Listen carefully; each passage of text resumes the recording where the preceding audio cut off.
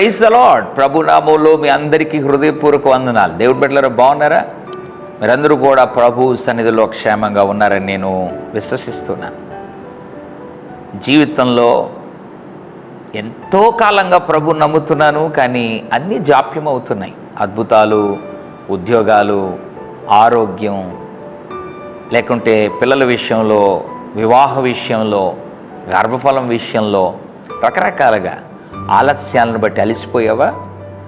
దేవుడు ఉదయకాల సమయంలో దావీదు అనబడిన భక్తుని జీవితపు అనుభవంలో నుండి రాసినటువంటి ఒక అద్భుతమైన మాట జ్ఞాపకం చేయాలని ఆశపడుతున్నాడు.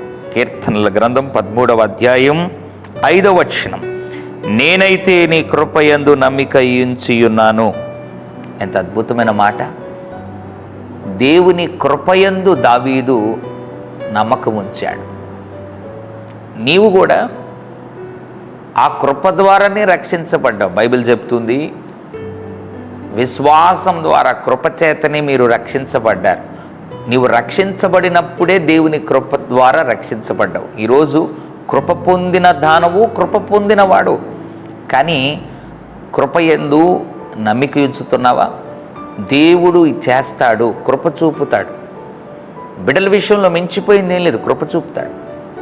వివాహం విషయంలో కృప చూపుతాడు. నమ్మకముంచు, ప్రభు యొక్క కృపయందు నమ్మకముంచు. దావీదు చెప్తున్నాడు ఒక అద్భుతమైన మాట, నేనైతే నీ కృపయందు నమ్మకముంచి ఉన్నాను. దేవుని కృపలో నమ్మకం ఉంచావా? కృపను నువ్వు నమ్మకపోతే దేవుడు కార్యాలు చేయలేవు.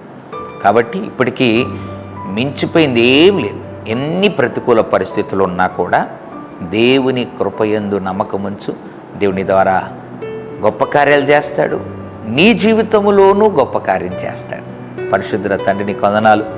నీ కృపయందు ఎవరైతే ఇంకా నమ్మకం ఉంచలేని స్థితిలో ఉన్నారో వారిని జ్ఞాపకం చేసుకొని క్షమించండి.